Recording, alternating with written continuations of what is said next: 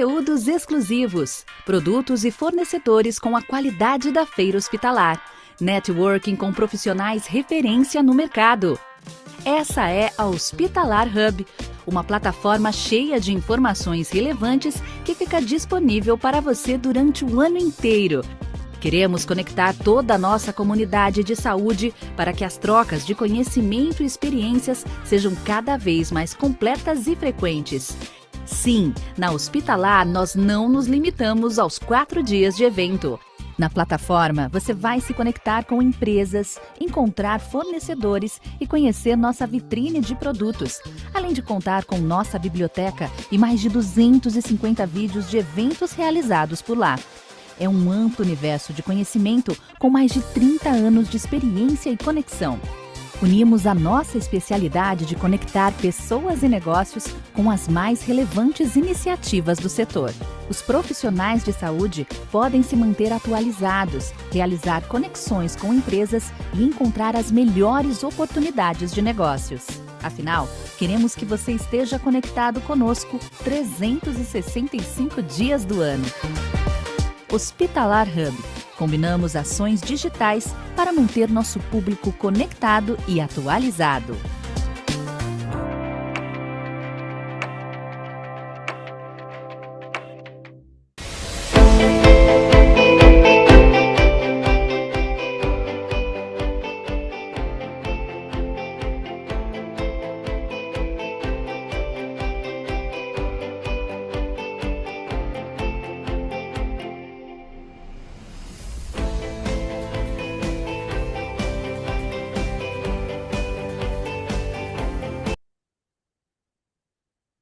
Olá, muito boa tarde a todos, a todas. Sejam bem-vindos ao segundo dia de aquecimento Hospitalar Hub 2026.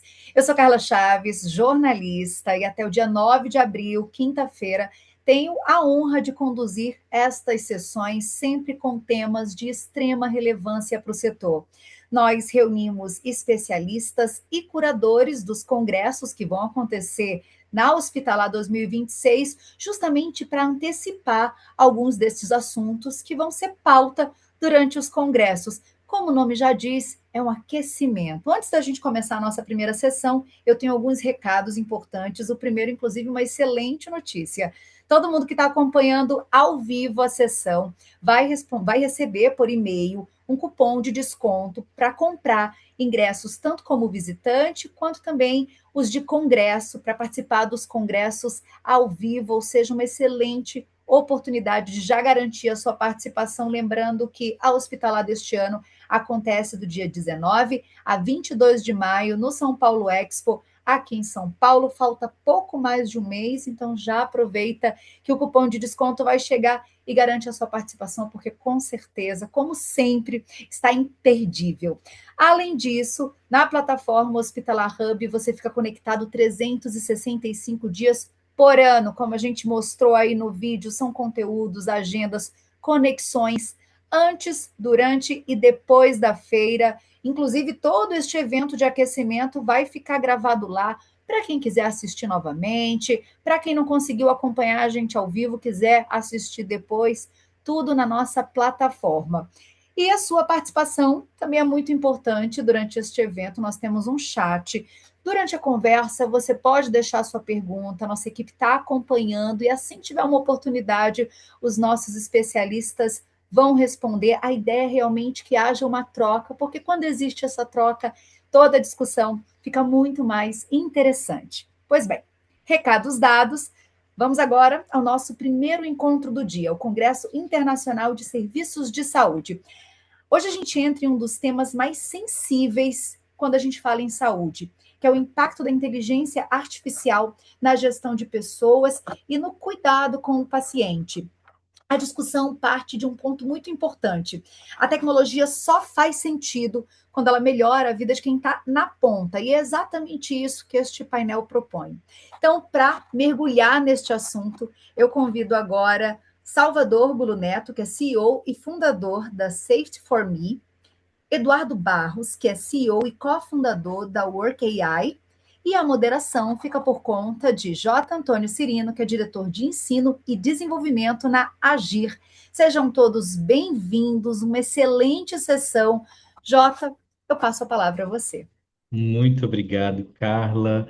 Muito obrigado a toda a equipe Informa e Hospitalar por esse momento. Obrigado à equipe ONA pela curadoria do Congresso Internacional de Serviços de Saúde, que aqui estamos representando e fazendo esse aquecimento para as discussões essenciais que vão ser realizadas durante esse congresso, nos dias 20 e 21 de maio, conduzidos aí com a curadoria do Dr. Fábio Gastal, Dr. Péricles Cruz e da Giovanni Nolato, e para discutir esse assunto, como bem colocado pela Carla, que faz uma conexão de vários outros que serão pautados durante o Congresso esse ano e que nós temos o prazer de contar com os nossos colegas especialistas que estão aqui. Salvador, Eduardo, muito obrigado pela participação de vocês. Eu tenho certeza que vai ser uma ótima discussão, um ótimo debate. Você que está participando, você que está nos assistindo, fique à vontade para enviar suas reflexões, perguntas e pontos que acha interessante a gente também pautar e discutir durante esse nosso diálogo de hoje. Iniciando nessa essa questão, primeiro partindo ali do nosso tema, IA de gente para gente, potencializando o cuidado e a gestão de pessoas. Essa temática, ela é justamente importante também porque nós estamos trazendo a IA, que é um dos assuntos talvez mais discutidos no momento, né? Em vários eventos, congressos de todas as áreas, não só da saúde, a IA tem sido presente, mas isso também gera uma questão muito importante que é a própria desinformação, né, Salvador Eduardo? E essa desinformação, ela é necessária da gente trabalhar, porque vai se tornando um tema talvez muito discutido, mas mal compreendido na atualidade. E quando a gente fala de IA, o nosso imaginário acaba indo ali para automação, eficiência, tecnologia substituindo pessoas, mas a nossa discussão de hoje é convidar cada um de nós que aqui está participando para a gente pensar isso de uma outra forma. Pensar nessa tecnologia como ela pode, na verdade, nos devolver aquilo que é mais importante, que é tempo, presença e qualidade nesse cuidado que é realizado no dia a dia, porque a saúde, ela sempre vai continuar sendo essa atividade que é profundamente humana, de ser humano para ser humano. Mas é claro que o papel da IA não vai ser de substituir profissionais nessa máxima que acaba sendo a história de terror contada em alguns momentos, mas sim tentar liberar esses profissionais para exercerem melhor aquilo que só eles podem fazer, que é a escuta, a decisão, o cuidado e a liderança dentro da gestão, dentro da saúde do que nós temos realizado. Então, essa tecnologia, que é um dos pontos que nós vamos falar, ela vai auxiliar a pensarmos como que a gente vai poder potencializar todo o cenário de ser um setor que é de pessoas para pessoas, de gente para gente, e não para afastar as pessoas, e sim para auxiliar e tornar esse cuidado ainda mais efetivo. Então, nesse sentido, eu queria começar aqui nossa discussão, Salvador Eduardo, uma pergunta para a gente poder dar uma base, fazer ali um alicerce dessa nossa discussão, que é o que, que é essa inteligência artificial na saúde e por que a sua adoção é inevitável no sistema de saúde do futuro. Eu vou começar com o Salvador, na sequência, Eduardo, por favor, faça seus complementos. Poxa, Cirino, eu achei que tu ia começar com o cara que realmente é um especialista nisso, que é o Eduardo, né? Tu passou para o médico falar aqui, Ah, me os dois sacaneou, são, né? doutor. Olha só. Mas, enfim, eu queria primeiro agradecer demais o convite de estar aqui com vocês. É sempre uma alegria te ver aí, Cirino, nas nossas interações anteriores aí, futuras. Eduardo, prazer te conhecer também. Um grande abraço pessoal da ONU, em especial a Giovanni, que fez esse nosso convite aí, e fazer esse nosso aquecimento do CISA aqui. Bom, IA é o barulho do momento, né? Todo mundo quer IA, a IA está revolucionando tudo e tal. Primeira coisa, acho que IA, e depois o Eduardo pode me ajudar nisso, né?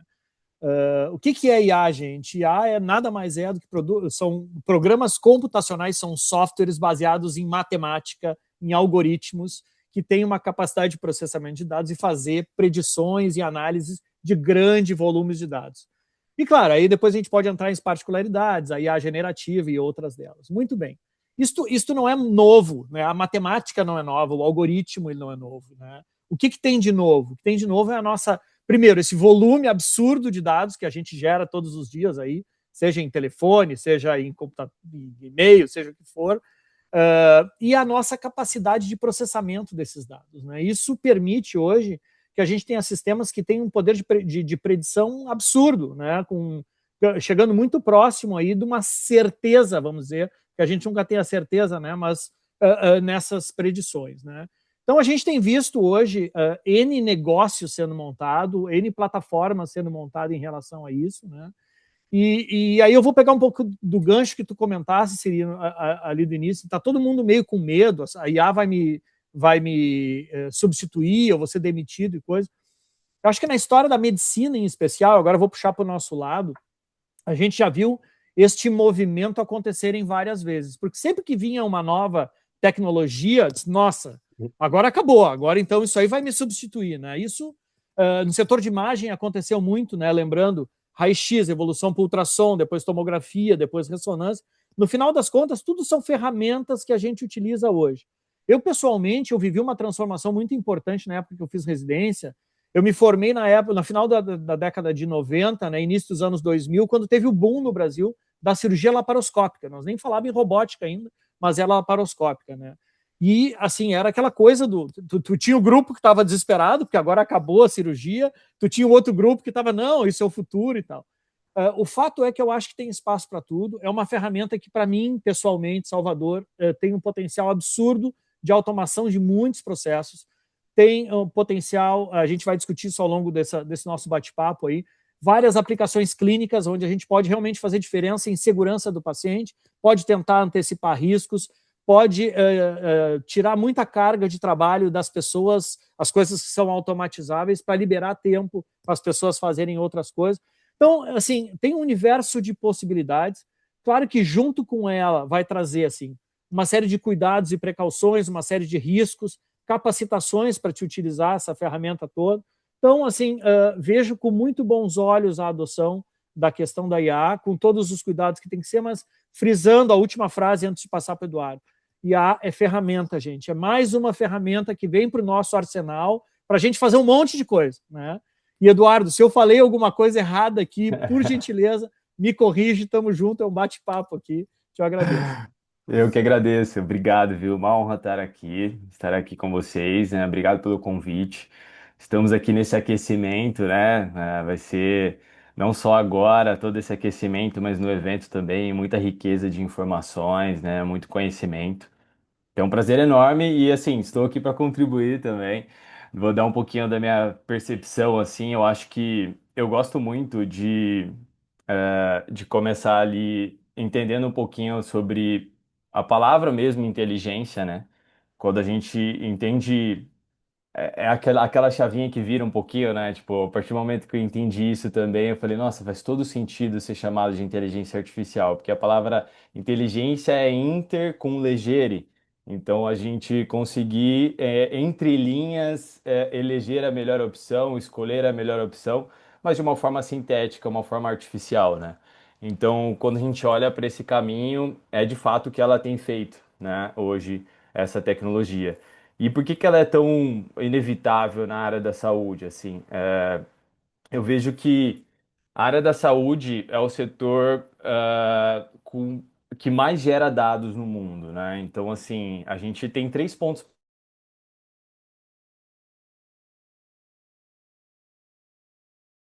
Acho que deu uma cortada, né, Cirino? Sim, o Eduardo deve estar retomando ali a conexão, mas esses pontos que vocês já trouxeram foram essenciais para a gente entender as ondas que a gente vivencia também, Uhum. pensando em tecnologia, né? O meu doutorado é em comunicação, e aí uma das questões que a gente discute muito ali, até pensando também nisso, na Opa, literacia para a saúde. Oi, Eduardo, voltou? voltou a Só, cair. só fechar o Faz raciocínio aqui parte. e já te passo. Que a tecnologia ela não vai substituindo, ela vai vivendo de forma simultânea. Então, quando a gente fala, por exemplo, da TV, por muito tempo a mídia TV foi entendida que talvez as novas mídias iam substituí-la, mas não. Na verdade, elas hoje vivenciam uma concomitância, né? A gente tem momentos aí que são cross-mídia, a gente consegue perceber conexões, inclusive, entre as diferentes tecnologias e como elas vão se sobrepondo. E aí, Eduardo, a gente parou ali logo depois da explicação da essência da palavra e como que ela está reverberando para a saúde. Boa, obrigado e desculpa aí a conexão. Bom, vamos lá. Eu estava trazendo sobre três pontos assim que eu acredito que são pontos principais assim, são inevitáveis assim. Um primeiro ponto é esse volume de dados. Então, o setor da saúde é o setor que mais gera dados no mundo, né? Então, é absurdo o volume dessas informações. Então, isso automaticamente exerce uma pressão ali. A própria pressão econômica, então, o sistema de saúde no mundo todo tem essa pressão de custos, né? Tipo, como que a gente reduz, como que a gente consegue ser lucrativo, enfim. Essa complexidade crescente em variáveis clínicas, em variáveis regulatórias, né, em mais informações, mais descobertas, mais atualizações. Então, quando a gente junta três coisas, como que a gente processa tudo isso em escala, né? Então, é humanamente impossível. Então, ela chegou aí para nos ajudar, né? Assim como o doutor trouxe, né? O Salvador trouxe sobre a ferramenta, ela é a ferramenta que nos auxilia, esse copiloto que vai nos auxiliar a tangibilizar, organizar tudo isso e gerar mais insights e mais informações a partir do que a gente já tem. Perfeito. Se tu me permite, Sim, Cirino, por favor, só fazer Salvador. um complemento, já que é um bate-papo aqui, nós Boa, estamos, né, boa. meio Por favor. descontraído.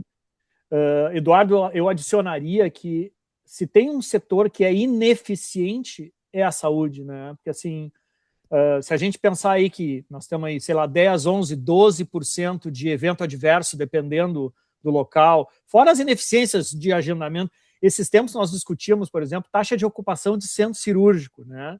E assim, um hospital que consegue encher um centro cirúrgico tem uma taxa de ocupação de sala de 70, 75, 78%. Tu fala isso para um empresário da empresa siderúrgica, o cara olha assim, mas como assim?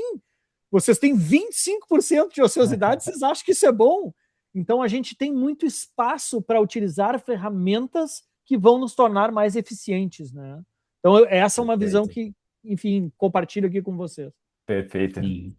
Que é até o que eu me questionaria, isso para a gente ir discutindo também ao decorrer das nossas reflexões, como que a gente equilibra produtividade, qualidade e a experiência humana nesse cenário de crescente complexidade, justamente nessa linha que o Salvador trouxe, que é tão importante da gente entender, dessa alta variabilidade dos serviços realizados na saúde. Então, diferente talvez da indústria, que consegue automatizar mais processos e consegue ter uma maior previsibilidade de diferentes atividades que são realizadas, na saúde a gente consegue sim também trabalhar, ter essa visão.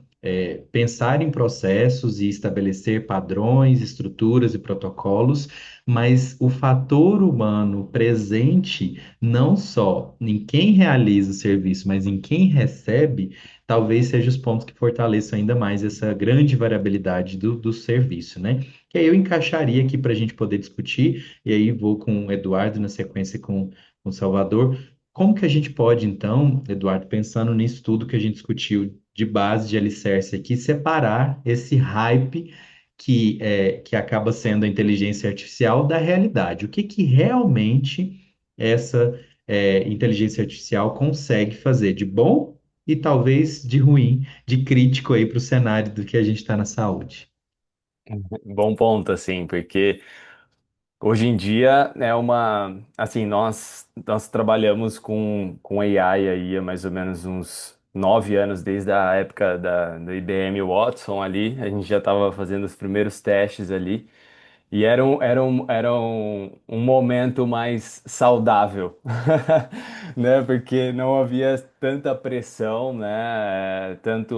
Tantas matérias sensacionalistas, tantas desinformações. Então, tipo, era muito fluido e saudável de trabalhar. Hoje em dia, é muito importante, assim, manter, né, essa calma, essa tranquilidade, a própria saúde mental em jogo, com tantas informações, né, gerando tanta ansiedade em cima desse ponto, né?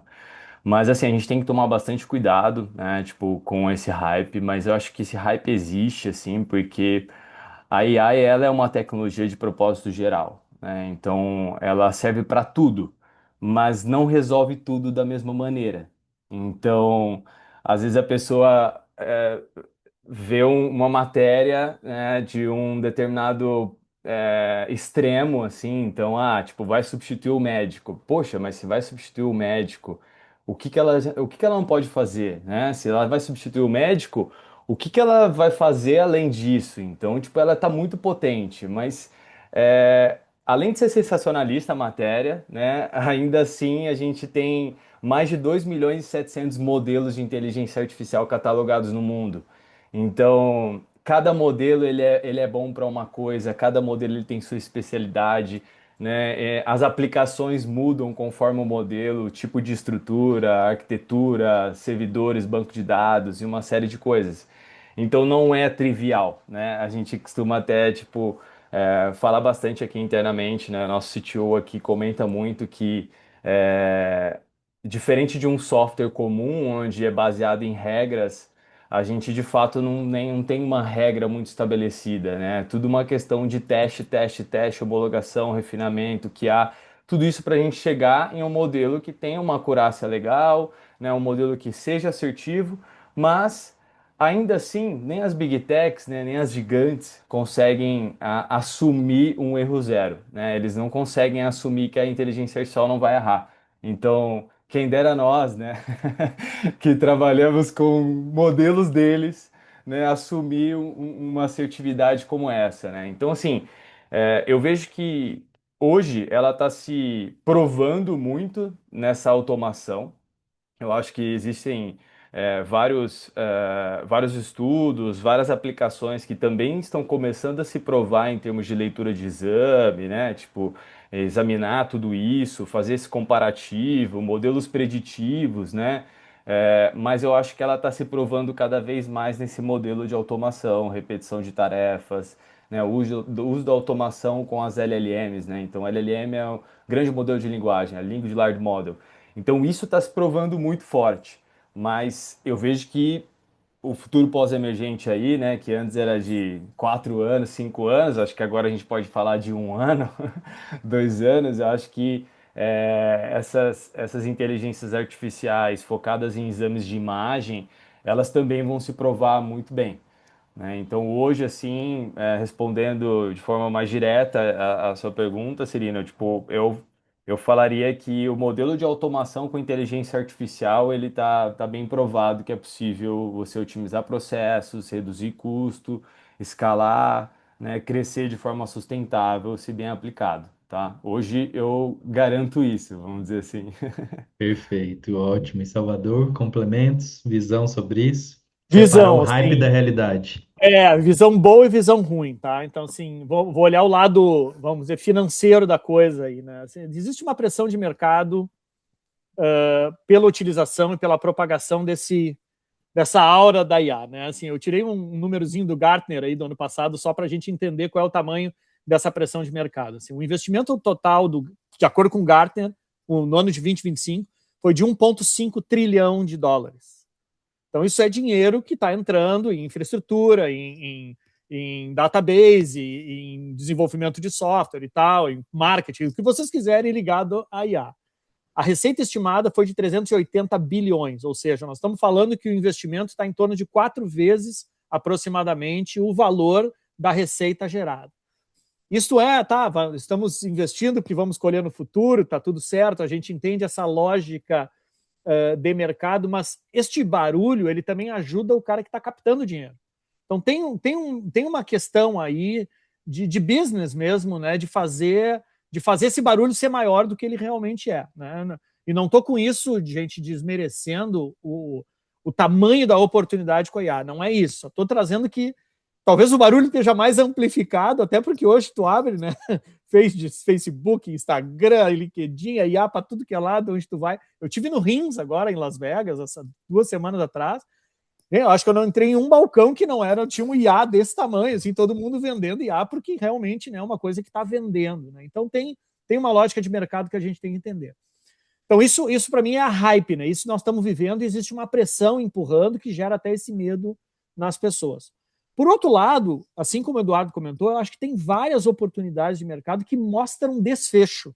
E aí não é sobre a sensibilidade só e a assertividade do algoritmo, mas é tu medir o desfecho da utilização da ferramenta.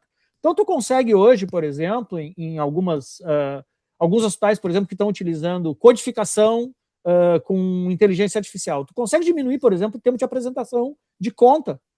E tu consegue fazer isso de uma maneira muito mais homogênea do que o trabalho humano. Então, assim, tu tem um desfecho notável. O que é o teu desfecho? O meu desfecho eu vou utilizar esta ferramenta porque eu entendo que ela vai codificar de uma maneira mais adequada e num tempo mais rápido e vai sobrar tempo para o meu funcionário fazer outra coisa. Então, com isso, eu acho que eu consigo fugir da hype e dizer assim, cara, tem uma super ferramenta aqui que vai reduzir o meu tempo de apresentação de contas, vai melhorar o padrão da minha apresentação de contas e eu vou liberar tempo do meu funcionário. Então, isso não é hype, isso é a realidade da utilização adequada de uma ferramenta, né? Então, eu acho que a gente tem que entender sempre os dois lados, como tudo na vida, né? A gente vai ter o bom, vai ter o ruim, então acho que a gente tem que saber separar esse joio do trigo. E não só nas partes administrativas e burocráticas, podemos falar também de áreas assistenciais, a gente tem visto muitas novidades interessantes aí, mas a minha lógica de raciocínio é a mesma, né? Buscar o impacto em desfecho disso e não propriamente dito a sensibilidade do algoritmo, mas a mudança que ela traz para a organização.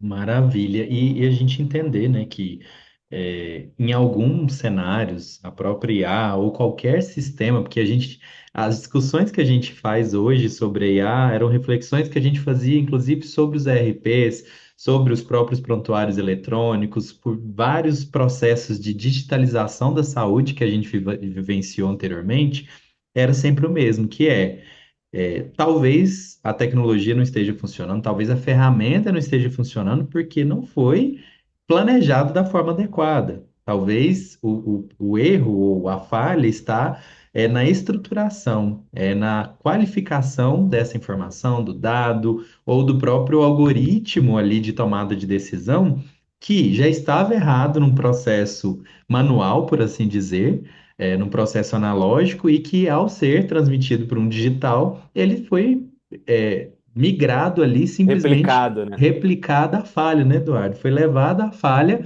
para uma outra instância para se tornar um pouco mais chique, que aí seria o hype, né? É o hype de estarmos usando IA, mas estamos usando IA em processos realmente enxutos, que a gente conseguiu reduzir os desperdícios e tudo mais, que é um ponto que a gente vai falar, inclusive, daqui a pouco que tem uma conexão com isso, mas para a gente entrar nessa discussão ali do desperdício, antes eu queria entender, na visão de vocês, quais são essas áreas do setor saúde que vão ser mais impactadas pela IA. Então, Salvador, se puder iniciar na sua visão, né? Onde a gente tem visto, e até se puder trazer as novidades aí que viu em Vegas, de onde a IA está sendo mais utilizada e onde que ela tem mais campo para poder trazer benefícios para paciente, colaborador e para quem gere essa instituição. De novo, opiniões super pessoais aqui, tá? Assim, eu acho que a IA ela entra muito bem, sabe, de cara, mesmo que tu tenhas algum receio com a IA, eu acho que ela ajuda muito em tarefas administrativas repetitivas, tá? Então, assim, como eu dei o exemplo ali do preenchimento de contas, né, de faturamento, de gestão de estoque, por exemplo, tu tens facilidade para compra das organizações, agendamentos, enfim, todas essas padrões estatísticos, por exemplo, assim, na Safety for Me a gente exibe relatórios de toda a pesquisa de satisfação e experiência do cliente, Cirino. Então, a IA entra como uma luva nisso, entende? Ela identifica os padrões, ela já agrupa, ela já te dá as categorizações. Isso ocupava tempo de pessoas, né? Então, assim, tu tinha uma pessoa antes que estava tabulando em Excel resultados e tentando agrupar lá quem era promotor, quem era neutro, quem era detrator, os motivos, né? Se era hotelaria, se era assistência. Isso tudo são vamos dizer assim, ações de uso meio imediato. Assim, tu tem várias soluções aí no mercado fazendo isso. Todos os grandes provedores hoje de RP estão fazendo isso, né, Cirino? Se tu for aí no mercado nacional, Tazi, MV, JME, qualquer um deles hoje já estão em um embedded, que o americano chama, né? Já tem essa camada por trás, uns entregam de uma forma, outros entregam de outra, mas todo mundo já está utilizando, né? Vejo um outro potencial muito grande para as questões ligadas a diagnóstico, tá? E aí nós podemos falar bastante da parte de imagem. Eu acho que a parte de imagem deve ter uma modificação muito importante no processo. Radiologia, patologia, dermato, né? Tudo aquilo que a gente consegue transformar ali, né? A imagem e leitura algoritmo ali, né? Tu tens um ganho de produtividade. Imagina um radiologista que olhava não sei quantos exames por dia, que agora vai poder olhar 5, 10, 8% disso, porque o resto lá, a IA já disse, cara, isso aqui é normal, não perde tempo, né? E eu gosto muito, Cirino, das coisas ligadas a desfecho também, né? Essa coisa de predição de piora clínica, né? Predição de desfecho a longo prazo, que são ferramentas que estão se utilizando aí. Né? Acho que o mais antigo que a gente conhece no Brasil é o Robô Laura, né? Que hoje já olha risco de tudo que é lado. Gosto muito do exemplo da própria No Harm, que é de Porto Alegre, lá vamos falar dos meus parceiros gaúchos, lá o pessoal faz um trabalho espetacular na cadeia medicamentosa, interação medicamentosa, reconciliação medicamentosa. Então, quer dizer, eu acho que, e, sinceramente, acho que nós estamos só na pontinha do iceberg. Assim, nós estamos ainda né, aprendendo as aplicações. O Eduardo talvez tenha uma visão muito mais profunda que eu aí de até onde a gente pode chegar nessa transformação. Hein? Não, acho que, Salvador, acho que você conseguiu cobrir bastante coisas, assim, do que eu também tenho visto, assim, tá? Uma coisa que me alegra bastante, assim, e eu fico muito feliz de ver essa evolução, né? É na descoberta de medicamentos, assim. Eu acho que isso, quando essa curva começar a acelerar de fato, né? Eu acho que a gente vai ter um ganho exponencial, assim. Então, a gente já sabe de substâncias ali, de nutrientes, né? Eu pego até o próprio Pepstrong ali, né? Que é tipo, é um nutriente ali que substitui o whey protein, foi descoberto com AI e tem uma absorção muito mais rápida, e isso funciona muito bem para pacientes mais idosos. Assim, é umas coisas muito legais, assim, né? Então a gente vê sobre o câncer, a gente vê sobre a parte mais viral ali, enfim, várias outras descobertas acontecendo, e isso me anima bastante, assim, né? Mas o que eu vejo hoje, muitas aplicações, assim, o que está tendo mais impacto, eu acho, tipo, que é a primeira implementação a ser feita, assim. As empresas falam, vamos começar por onde? Assim como o Salvador trouxe, tipo, essa parte administrativa, né? Esse call center, essa triagem, esse agendamento, isso está acontecendo muito, né? Porque, tipo, é uma dor, a gente sabe que é muito difícil ter né, uma organização de saúde que tenha um atendimento via WhatsApp ou via outros canais de comunicação 24 horas por dia de uma forma muito efetiva, então a inteligência artificial consegue fazer isso muito bem. Então, acho que a primeira adoção está sendo numa linha mais administrativa mesmo, né, de processos ali de triagem, agendamento, call center, etc. Mas entra muito forte também, eu vejo nessa parte de saúde mental, monitoramento preditivo, né, tipo monitoramento remoto de pacientes crônicos. Eu acho que tem bastante coisa assim, né? Então, quando a gente olha, daria para a gente ficar falando aqui, né? Mais um pouquinho a gente já consegue dar mais 10, 15, 20 exemplos ali. Então tem muitas aplicações assim, né? E aí até um ponto assim de comparativo, né? Eu vejo que muito se fala do comparativo. Já teve o comparativo da inteligência artificial com o surgimento da internet, né? O boom das .coms ali naquela época. Mas também eu vejo que a inteligência artificial, eu gosto de comparar muito com o marketing digital, né? Inclusive na área da saúde, o impacto que o marketing digital trouxe, assim. Então, eu vejo que a inteligência artificial está indo pelo mesmo caminho, só que com certeza, né? Tipo, há 10 anos atrás, o marketing digital estava nascendo os primeiros ads de Facebook, de Instagram nem tinha, né? Era só Facebook. Então, tipo, tá vindo pelo mesmo caminho, só que vai ser de uma forma muito mais acelerada. Então, o pessoal vai começar a adoção, vão começar a contratar empresas, né? Vai ter uma peneira ali, vamos dizer assim, né? Das empresas mais resilientes, mais estruturadas, mais maduras, mais sêniores, que vão se manter no mercado, vão aprender e vão entregar um serviço muito mais qualificado. E as empresas que não crescerem, não evoluírem, não estiverem nessa vanguarda tecnológica, vão precisar se adaptar ou vão precisar evoluir para esse caminho, porque a inteligência artificial está cada vez mais acessível, ela está cada vez é, tem caminhos mais baratos também, né? Então tá tendo mais essa questão financeira ali envolvida, né? Então hoje a viabilidade financeira ela está muito mais evidente do que há 2 anos atrás.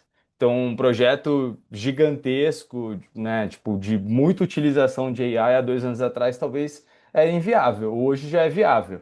Né? Então, tipo, acho que tudo isso vai sofrer um impacto muito rápido, né? Então, acho que esses 15 itens que nós falamos aqui daria para se transformar em 60 daqui a pouco.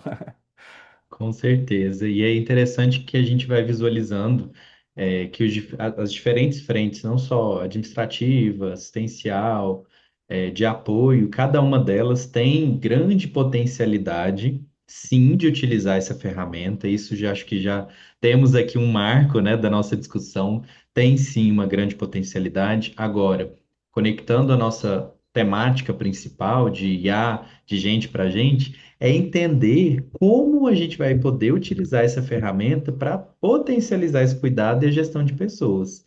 E não o contrário, porque acaba tendo-se uma visão, em alguns casos, muito vocacionada ou focada em, às vezes, reduzir algumas práticas focadas no cuidado que podem impactar diretamente a qualidade, a segurança do paciente e também o próprio ambiente de trabalho, o próprio clima organizacional para a atuação dos colaboradores e profissionais. Inclusive, até recente, no portal Saúde Business, eu publiquei uma coluna fazendo uma reflexão justamente nessa pegada que a gente tem tido agora, né? Diversos cursos sobre aprender a promptar IA, aprender como eu vou fazer o pedido para IA, mas a gente vive esse problema talvez crônico aí no setor saúde de que a gente já não sabia demandar o ser humano. A gente já não sabia conduzir como as práticas voltadas a atividades administrativas, assistenciais e de apoio poderiam acontecer de uma forma fluida quando a gente visualiza, por exemplo, indicadores como o alto índice de erros, de eventos adversos conectados à falha de comunicação, que é a base do que a gente está falando aqui. Porque para a IA funcionar, a gente precisa manter um processo comunicativo com essa IA e o mesmo para que os colaboradores, profissionais, líderes na saúde, eles executem a grande visão estratégica de cada uma das organizações, eles também precisam ser promptados, por assim dizer, né? Com uma demanda adequada, sendo bem solicitada, bem estruturada. Trazendo também essa base, essa reflexão, Eduardo, agora eu queria começar com você para pensar de que forma que essa IA, então, ela pode, focando principalmente nos processos administrativos, ela poderia reduzir desperdícios. A gente já trouxe algumas viabilidades, possibilidades, mas se você tiver algum exemplo, alguma prática mais específica, seria ótimo para ilustrar para os nossos participantes. Legal. Eu gosto de fazer uma brincadeira, até puxando um pouquinho do que você estava dizendo, Cirina. Eu gosto de fazer uma brincadeira aqui que Sócrates é o melhor engenheiro de prompt que existe. Porque, tipo, o método socrático nos traz muito do prompt, né? Tipo, saber fazer boas perguntas, né? Para coletar excelentes respostas, acho que faz todo sentido. Então, eu até brinco aqui internamente que a gente precisa pedir para Sócrates ali na hora de for fazer um prompt para a gente conseguir extrair o máximo. Mas vamos lá, assim, bom, processos administrativos, né? Tipo, existem várias aplicações, assim, né? Quando a gente olha para esses processos administrativos, né? Eu vejo que um muito legal, assim, que já vai reduzir, já vai ter um impacto positivo, tanto no quesito monetário, tanto no quesito de fluxo e processo, é essa questão de predição de no-show, por exemplo, né? Então, modelos que preveem, tipo, acionam pacientes, entende se vai comparecer ou não vai comparecer, tipo, permitindo reencaixe, permitindo, né, que essa agenda fique totalmente cheia, né? Essa questão do supply chain, né, tipo, gestão de estoque, previsão de, né, essa previsão de consumo de medicamento, materiais, essas bases de padrões históricos, sazonalidade. E aí muda um pouco o patamar, né, de desperdício ali. Então, tipo, uma coisa é manter a agenda cheia, qual que é o impacto financeiro disso, né? Outra coisa é a gente ter uma gestão de estoque efetiva, qual que é o impacto financeiro disso, né? Então, tipo, eu vejo esses dois pontos, que são pontos claros, já vejo a aplicação disso acontecendo. Acho que com certeza as organizações de saúde precisam se movimentar quanto a isso. Porque quando a gente olha para o no-show, né, tipo, automaticamente, por mais que eu falei só em questão financeira aqui, automaticamente a gente também ajuda na experiência do paciente, né? Porque uma pessoa que não vai, ela acaba tomando o lugar de outra, que talvez precisaria muito mais do que essa que não foi, né? E vice-versa. Então, eu acho que isso tem um impacto positivo. Gestão de estoque, lógico, com certeza, né? Essa questão de medicamentos, materiais, tipo, ajuda também em todo esse processo, porque o impacto final é sempre no paciente, nessa cadeia, né? Gestão de leitos, eu acho que também a gente pode olhar para esse lado, né? Tipo, otimizar a ocupação, né? Tipo, tempo médio de permanência, às vezes de fato não precisa do paciente estar naquele leito ocupando por mais meia diária ou algo do tipo, liberando espaço para outro paciente que, sei lá, casos extremos, lógico, mas pô, estava no corredor ou até agora não tinha sido atendido. Então, eu vejo que também é possível, né, esse tipo de aplicação, sabe? Me ajuda, Salvador, o que mais? E aí eu vou pedir, Salvador, traga, se você tiver exemplos administrativos, mas também, se puder, já complementar com as questões que impactam mesmo na segurança do paciente, na gestão de Uhum. risco das instituições de saúde, por favor. Legal. Eu vou dizer o que eu também falo sempre, Eduardo, assim, eu acho que para quem estiver começando, né, eu acho que tem dois no-brain, assim, né, tipo, é entrar para ganhar, que é, eu sempre já falei, essa questão do faturamento, né, da codificação ali, de fazer o processo de faturamento, porque além de tu reduzir tempo, tu melhora a qualidade do faturamento e esse ROI é muito fácil de fazer. Assim, tu pega 1 mês ou 2 meses usando a ferramenta, tu já vê o incremento, inclusive, no valor ali, bate e pronto, né? E o outro, tu também falou que é o supply chain, né? Essa questão toda de tu acompanhar a tua cadeira de suprimentos. A gente já viu, assim, soluções fazer de impacto de redução de estoque, assim, hospitais de trabalhando com 3 semanas de estoque, baixar para 7, 8 dias de estoque, em função de uma inteligência por trás, dizendo, cara, compra isso, não compra aquilo. Gente, 2 semanas de estoque hospitalar. Você tem noção do tamanho do dinheiro que é isso? Tu ter esse dinheiro parado dentro de uma farmácia hospitalar. Então, assim, por isso que eu digo assim, quem vai se experimentar no administrativo, esses são dois assim que eu iria, uau, assim, sem medo. Até porque, gente, não tem o paciente envolvido diretamente, né? Ele é um processo que ele tem que funcionar dentro do hospital, mas tu não vai impactar lá no diagnóstico, no tratamento. Se tu tiver estoque lá nos 7, 8, 10 dias de farmácia, tu não vai impactar, né? Então são as duas coisas. Dentro da assistência, Cirina, eu tenho visto várias coisas assim muito legais, né? O que mais me chama a atenção, e até puxando o nosso viés aqui de segurança do paciente, tem inúmeras ferramentas no mercado de antecipação da piora clínica. Para mim, esse é um grande goal, né? De a gente realmente tentar ver em UTI, tentar ver em emergência, onde tu tem critérios de gravidade que possa te apontar e dizer, cara, olha esse cara aqui, porque esse cara aqui, ele vai piorar, ele vai complicar, ou nós vamos perder ele, né? Então, tem vários modelos utilizando isso. Já mencionei para vocês o modelo da No Harm, que para mim ele é super vencedor, né? Os guris estão só crescendo.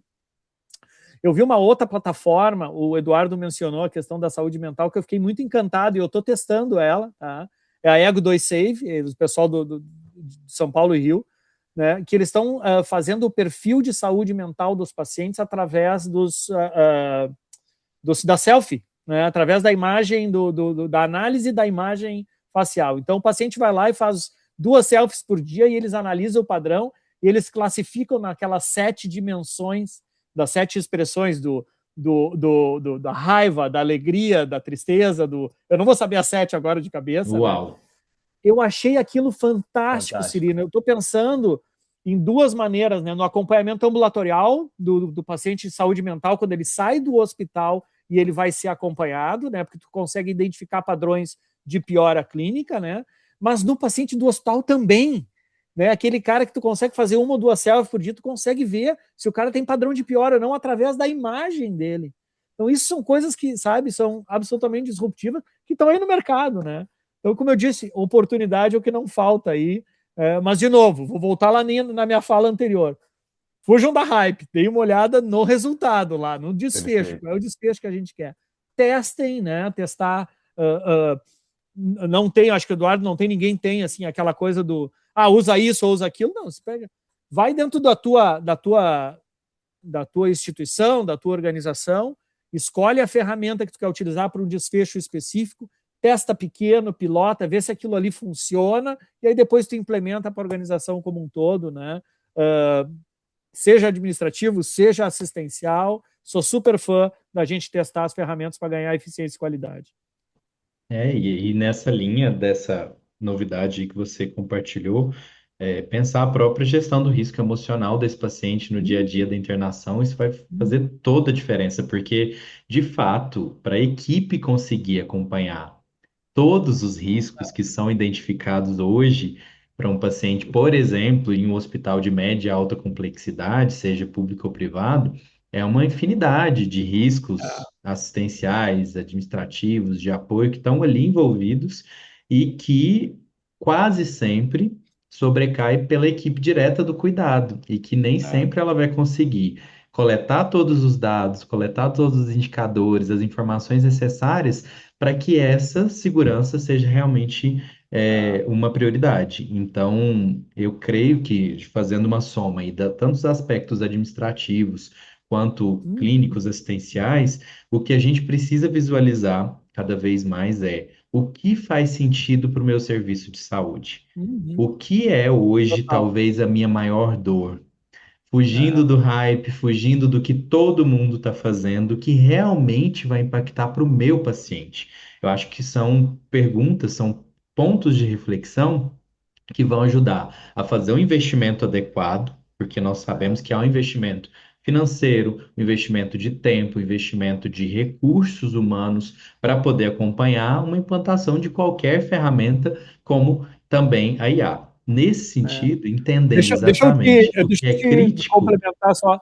Coisas que a gente vai descobrindo e depois que tu vai te dando conta, né? Essa solução que eu estava falando aí para vocês de leitura da imagem facial com categorização, ela tem dois links para nós absolutamente importantes, né? Que é um deles é a NR1, que agora, né, todas as instituições de saúde, as empresas têm que ter lá o seu mapeamento, então, da saúde mental, do burnout dos colaboradores e tal. Agora, Cirino, pensa no impacto disso, Cirino, para te avaliar burnout dentro de um hospital, que a gente sabe, né, que é uma das causas aí, raiz, da gente ter tanto evento adverso, né? Então, assim, gente duplicando escala de trabalho, ou gente que trabalha em 2 hospitais, chega podre de cansar. Quer dizer, a gente tem um somatório de fatores, como a gente sabe, que induzem ao erro, né? Que eventualmente tu consegue, com uma foto diária, mapear o cara que, Eduardo, tu não pode trabalhar essa semana. Nós vimos o teu perfil de selfie, cara, tu tá, sabe? Que sensacional isso, né? Então, isso Sensacional. é o tipo da coisa que tu consegue com soluções utilizando IA. Mas, de novo, né? Nós estamos buscando aqui, né, o resultado ali, o desfecho, não a IA propriamente dita, né? Mas o que ela pode nos proporcionar. E, Exato. e, Desculpa te e- interromper, mas é que eu não queria perder Deixa esse eu gancho. aproveitar só um ponto. Tipo, o Cirino Bora até lá. comentou assim: precisa entender o que de fato é a dor, o que é mais prioritário para essa organização de saúde. Mas eu acho que também precisa de um outro questionamento e uma outra reflexão, que é: e se ela errar, qual é o impacto que você vai ter na sua organização? Tipo, porque eu acho que existe isso bastante assim no mercado hoje, né? Tipo, as pessoas acabam pelo hype, acabam superestimando o poder da inteligência artificial e não olha para esse caminho, porque assim, eu preciso ter uma gestão de risco ali muito efetiva, de que se der errado e lógico que, tipo, não vai dar errado em sequência, né? Tipo, deu errado, tem que ter uma gestão de risco para, tipo, como melhorar, como é o plano B, o plano C, uma série de coisas. Mas se der errado uma vez, o que que impacta na sua organização de saúde? É preciso questionar isso, entendeu? Porque acho que se não tivesse questionamento, vai gerar uma frustração e vai gerar uma consequência que, na área da saúde, a gente sabe que o erro, ele é totalmente diferente de qualquer outro setor, né? Tipo, o erro, ele tem um impacto muito sério. Então, tipo, acho que é importante olhar para isso, né? Nessa contratação, nessa adoção da inteligência artificial, é fazer essa simples pergunta, né? Que tem que ter uma série de respostas. E se ela errar? O que que vai acontecer, né? Porque vai ser um questionamento importante aí para qualquer aplicação. Perfeito. E que também vai na linha do que já talvez esteja acontecendo, porque talvez já estejamos errando sobre aquilo e a gente pode diminuir essa quantidade de erros. Aí tem uma variedade, vai depender mesmo do processo, né? Mas olhando para aquilo que é crítico, aquilo que é a dor do serviço de saúde hoje, fazer investimentos que sejam realmente coerentes com o resultado que a gente vai poder obter com aquele investimento ali que foi realizado. E entendendo que tudo isso de utilização dessas ferramentas, elas trazem para nós riscos e desafios de conseguir, por exemplo, integrar os agentes de IA a processos clínicos e administrativos em hospitais. Eu queria ouvi-los com relação a isso, né? Quais seriam esses riscos, desafios para a gente integrar esses agentes de IA a processos clínicos e administrativos em hospitais? Quem quer É, começar? eu vou Manda começar, bala, Eduardo. Vai. eu vou Toca. começar com um Tu ponto que tava pronto ali, vai. vou- não, para a gente é latente, assim. Então, é um ponto que é muito latente, assim, dentro da nossa organização, que é essa qualidade dos dados, né? E a gente sabe que isso é um problema generalizado, né, quando a gente olha para as organizações de saúde. Então, essa qualidade dos dados, assim, e aí vai muito de encontro, Cirino, do que você trouxe de replicar, né? Tipo, já trabalham com dados totalmente desestruturados e desatualizados, e aí, tipo, tenta replicar da mesma maneira, sem, tipo, ter o certo cuidado, sem ter essa certa estruturação dessas informações antes de realizar qualquer treinamento de modelo, enfim. E isso realmente é um risco grande, um risco alto, porque além de tempo, processamento, para depois você ter que refazer todo esse processo, talvez você não encontre esses problemas no início. E aí, depois que ela já estiver operando durante um tempo, independente da aplicação, esse erro vem à tona e foi um erro dos dados lá do início, quando começou toda a fase de estruturação, enfim. Então, assim, eu estava pronto para responder porque dados é muito latente aqui para gente, né? Então, quando a gente olha para isso aqui, tipo, eu vejo que é um risco muito grande. Então, é necessário, sim, fazer um trabalho muito bem refinado, com bastante responsabilidade, com quem de fato conhece de dados, conhece de business intelligence, sabe fazer esses dados ficarem bem estruturados e compatíveis para a gente iniciar qualquer tipo de trabalho ou processo de implementação de inteligência artificial, assim. Então, eu vejo que isso é um ponto muito, muito grande, assim, e eu vejo a resistência das equipes, assim. Então, eu acho que precisa ter um letramento digital, um letramento de AI para as equipes antes de qualquer tipo de implementação, porque o gestor, ele que vai tomar a decisão, né? O gestor, né? Os C-levels aí vão tomar as decisões, mas eles precisam se preocupar com as pessoas, da organização como um todo. Eles precisam se preocupar com todos os colaboradores, quais são as interpretações desses colaboradores, porque gera muito medo de substituição por conta do hype, por conta dessas matérias sensacionalistas. Então, se não tiver tipo um cuidado antes, né, esse letramento digital antes, entender exatamente as funções, o que vai automatizar, deixar claro para os colaboradores que vai otimizar o tempo dele, otimizando o tempo dele, ele vai conseguir tipo não só realizar todas as tarefas, né, necessárias, mas também ter mais saúde mental, né? Porque, tipo, os trabalhos repetitivos geralmente têm um desgaste muito grande. Então, eu vejo que esses dois pontos, assim, são bem latentes, né? A questão dos dados e a questão, tipo, dessa resistência de equipe, esse letramento digital. É necessário ter esse cuidado, né? Várias e várias vezes eu tive que sentar com gestores de empresas e pedir ajuda para eles, dizendo, olha, eu preciso que vocês cuidem, né, da equipe de vocês. Preciso que vocês, tipo, conversem com eles, tranquilizem eles, né? Estou à disposição também para, tipo, né, deixar claro qual que é o projeto, porque tá todo mundo muito resistente. E aí a resistência, ela é negativa para todos os lados, né? Ela é negativa para a implementação, é negativa para a empresa, enfim, ela faz uma distorção ali bastante alta ali dentro do processo. Então, eu quero deixar esses dois pontos aqui principais em termos de riscos e desafios de integrar a Hum. inteligência artificial. Bom, para não Salvador? ser repetitivo aqui, tentar ser complementar ao Eduardo, né? Um desafio muito grande que eu vejo ainda no setor saúde, Cirino, é a questão não só de estruturar o dado, mas é de ter um sistema informatizado. Vamos começar por aí, lá pela base, né? Boa. Então, assim, hoje eu posso estar desatualizado aí nos meus números, mas até recentemente, quando eu tinha avaliado, uh, uh, não me lembro qual era a fonte agora, não quero ser leviano, mas era metade das organizações de saúde do Brasil trabalhavam com prontuário eletrônico.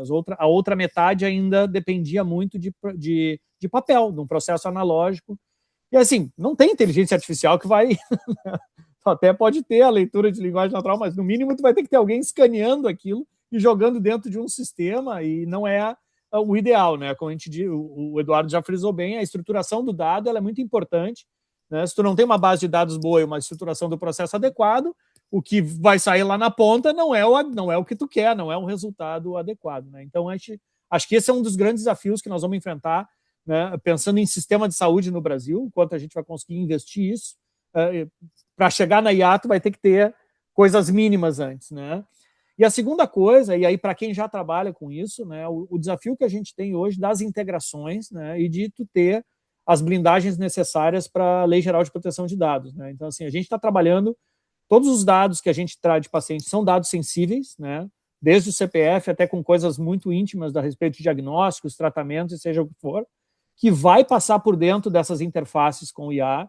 Então, a gente tem que ter estruturas robustas, eu tenho certeza que o Eduardo super trabalha isso lá. Como é que tu blinda isso, tu entende? Como é que tu tem vias de proteção e tu não tem extravasamento de dados pessoais aí em grandes volumes, né? Então, são discussões muito importantes de ser feito, né?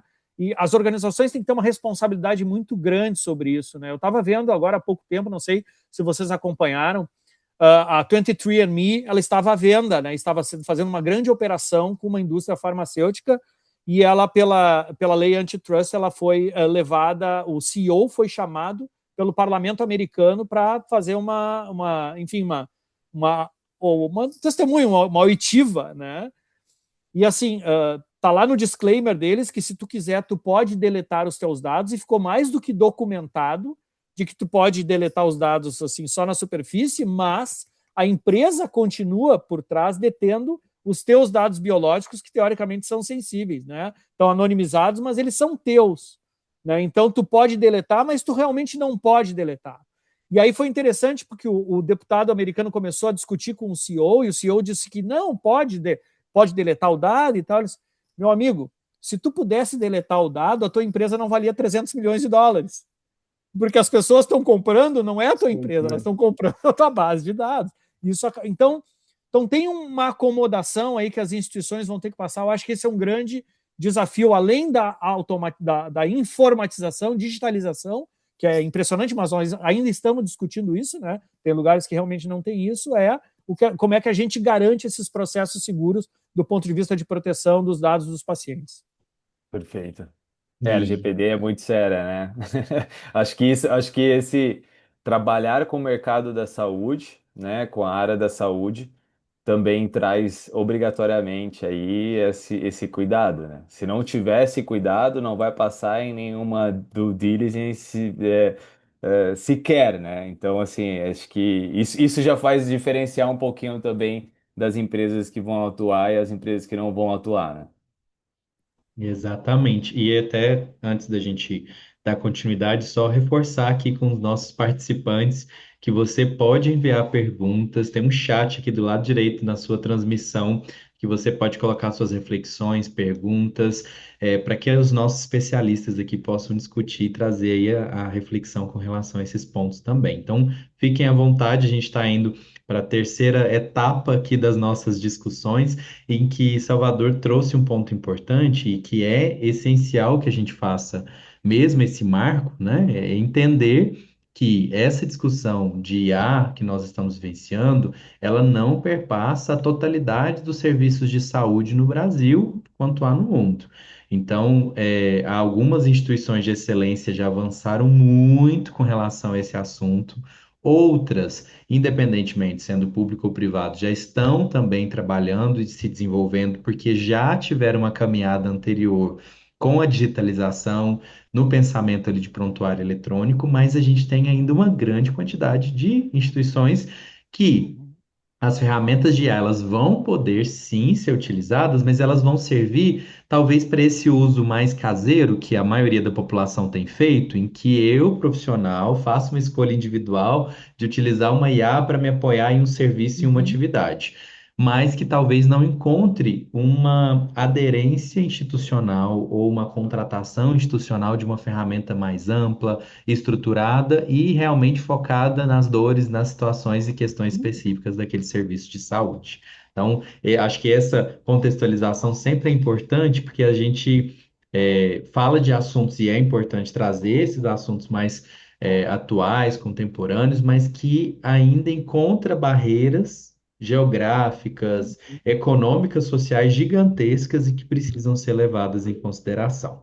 E que aí eu conectaria com essa última fala agora que ambos trouxeram da questão da própria LGPD, as questões éticas, né? Então, quais são essas implicações éticas de usar a IA nos serviços de saúde? Quem gostaria de participar aqui com a gente?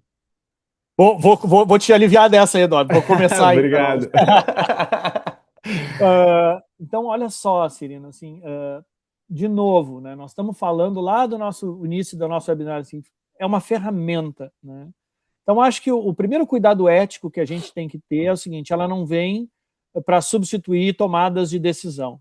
Acho que é uma coisa importante, né? Tu não vai substituir alguém, botar uma IA e a AI vai fazer. Ela tem que ser utilizada como ela é, como uma ferramenta, tá? Então, assim, do ponto de vista prático, como é que eu enxergo isso dentro de uma organização de saúde? Eu vou tentar trazer um exemplo bem objetivo, assim. Eu acho que não é qualquer IA, como tu disse, que pode entrar em qualquer organização de saúde. Eu acho que tem que ter um comitê de pessoas responsáveis. Assim como tu tem um comitê de ética e de bioética para te fazer uma pesquisa clínica, por exemplo, tu tem pessoas que avaliam isso, eu acho muito prudente que tu tenha um comitê que possa avaliar se essa solução ela vai trazer benefício para o hospital, para a operadora de plano de saúde, para a clínica, seja lá o que for, de uma maneira adequada. Ela vai trazer um desfecho, quais são os riscos que elas estão. O Eduardo mencionou, né? Tem que mapear esses riscos antes, né? Tem que fazer uma due diligence antes da entrada, tem. Como é que está a questão da LGPD? Como é que está o barramento? Tu tem proteção ou não? Então, eu acho que a primeira coisa para a gente contornar a questão ética é tu avaliar, né, se essa IA ela atende e se ela não está de nenhuma forma infringindo as questões éticas, né, na utilização da organização. Esse seria um primeiro passo. Vamos pensar assim um pouco mais tático e estratégico, né, para te poder trazer. O doutor Salvador quer trazer uma IA aqui para o hospital, né? Ele teria que se submeter isso para um local aí, pessoas, e eu vou lá argumentar, olha, essa IA ela pode fazer isso, pode fazer aquilo, e essas pessoas me ajudam a avaliar se isso tem um impacto positivo na instituição. Uma vez que isso tenha sido aprovada, vamos dizer assim, ou que este comitê, essas pessoas estejam de acordo com essa utilização, eu acho que este processo, Cirino, ele deve ser acompanhado por alguém responsável por isso, alguém que responda por esses dados, alguém que avalie qual é o feedback, qual é o outcome, né, o output ali que tu está tendo aí, se aquilo ali faz sentido, se não faz, né?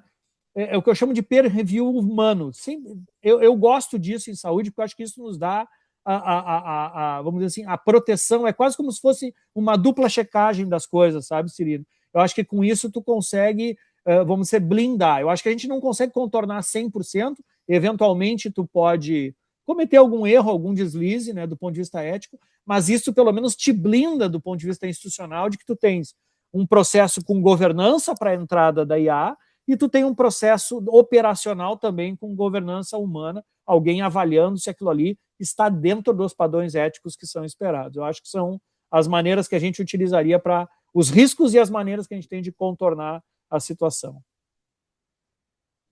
Legal.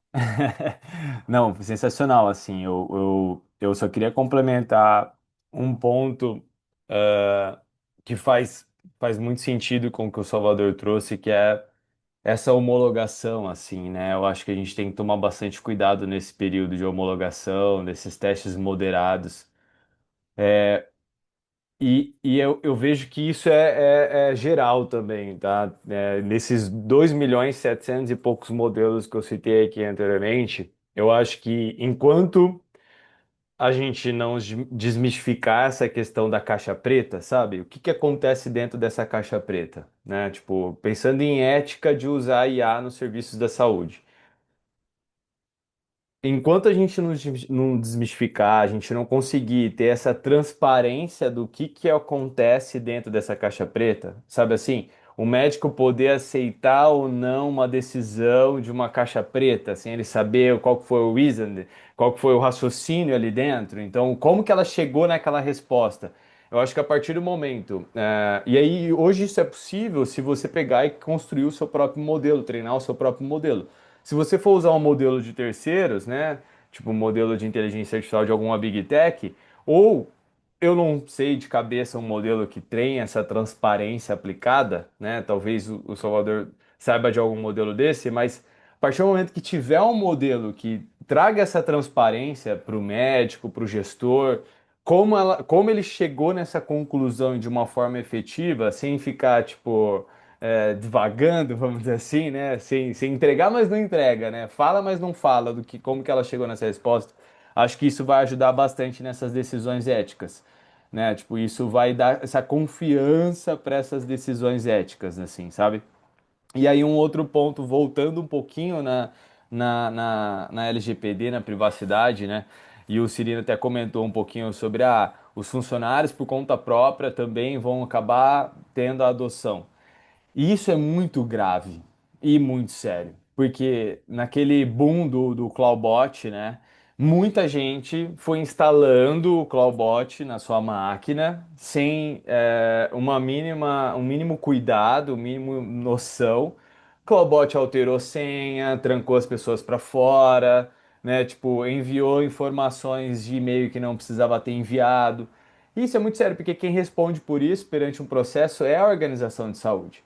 E aí, se a organização de saúde não tiver, aí já vou conectar de novo com a parte educacional. Se a organização de saúde não tiver realizado todos os treinamentos devidos e cabíveis, né, para a sua equipe, dizendo, olha, pessoal, mensalmente, trimestralmente, que seja, ter treinamentos que vão ensiná-los a manter a segurança do seu device, da sua máquina, das suas informações, ela não vai conseguir se livrar de um processo de Lei Geral de Proteção de Dados. Agora, se ela minimamente aplicar isso, poxa, acontece, né? Você também não tem controle perante, tipo, 5 mil, 10 mil, 15 mil funcionários. Se um acabar fazendo um tipo de problema como esse, você vai chegar e vai provar que todos os seus treinamentos foram dados exatamente bonitinho nos períodos regulatórios, e aí a organização de saúde vai conseguir minimamente se blindar. Então, assim, acho que entra também nessa questão da ética, tipo,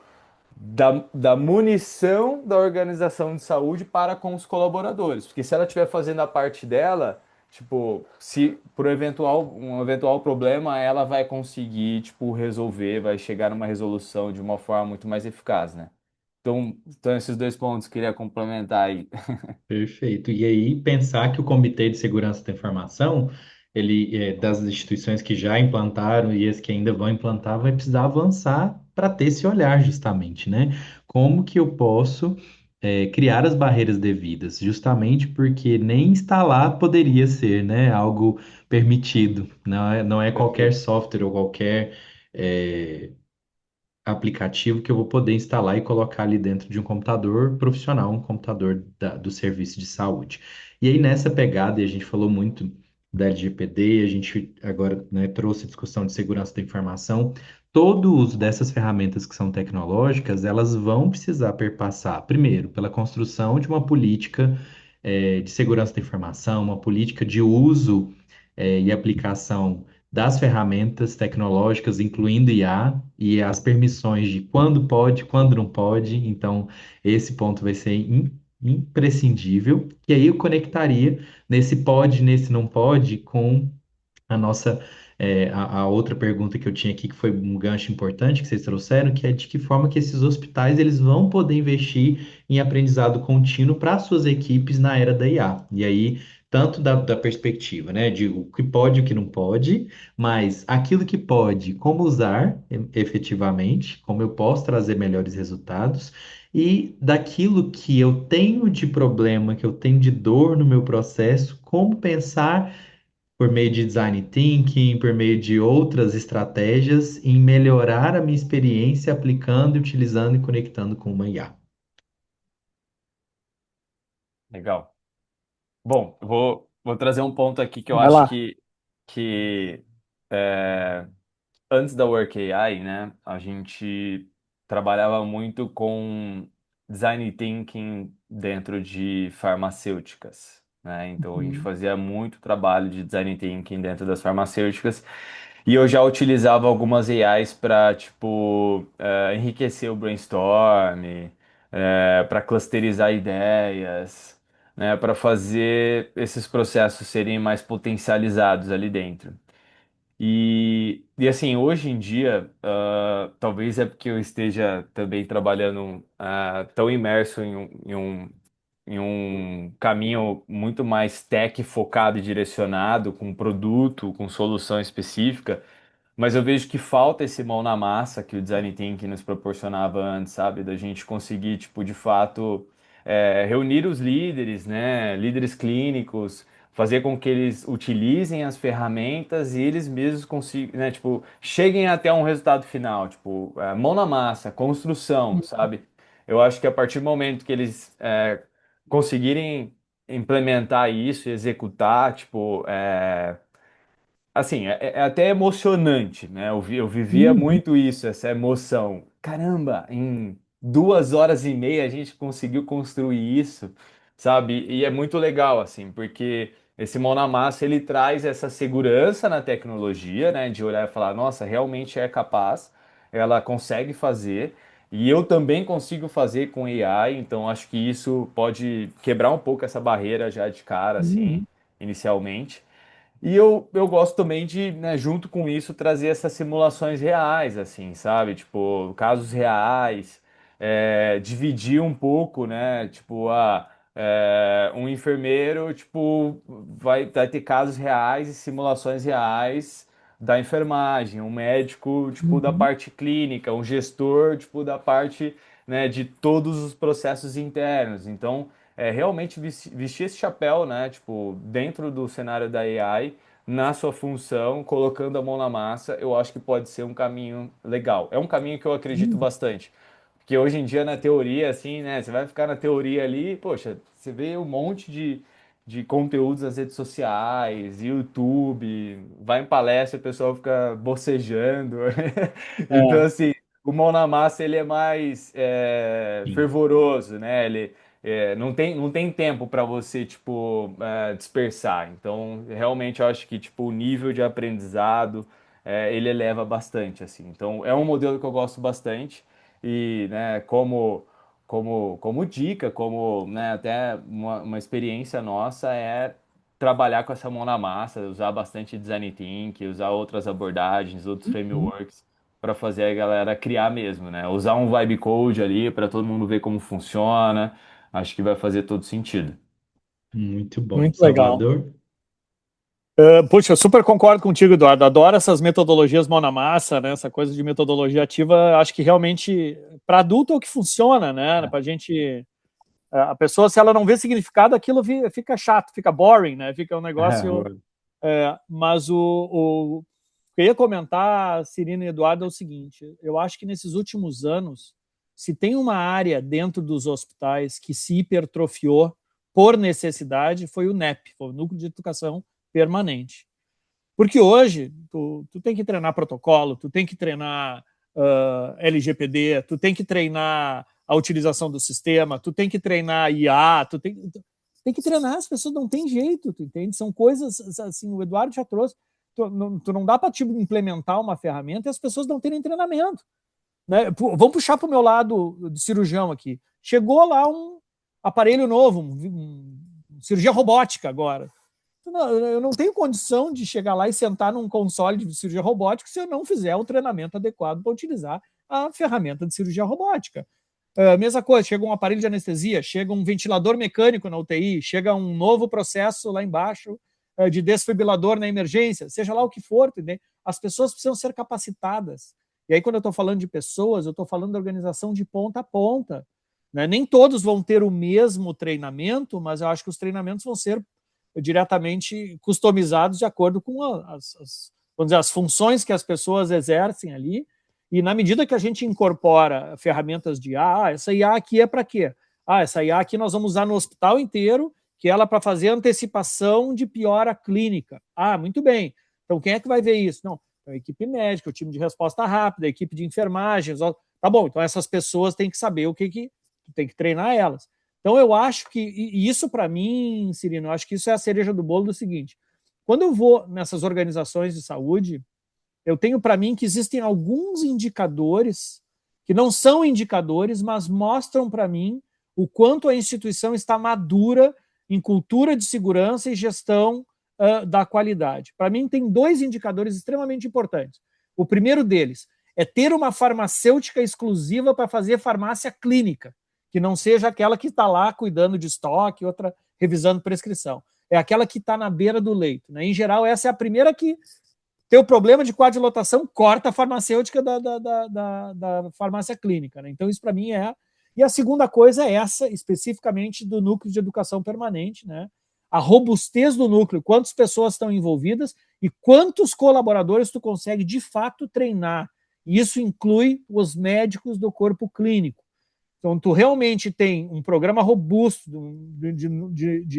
de educação permanente, onde tu tem uma adesão maciça dos colaboradores e do corpo clínico. Essa instituição, tu pode fazer a avaliação que tu quiser, avalia da ONA, a ANS, que tu quiser, tu pode ter certeza que ela vai ter lá em cima os indicadores, porque ele é um indicador indireto, né, da preocupação que a organização tem com o treinamento das pessoas. Tu não pode usar a ferramenta assim, a Bangu, né? Tu tem que realmente treinar as pessoas, capacitar elas para fazer isso. Né?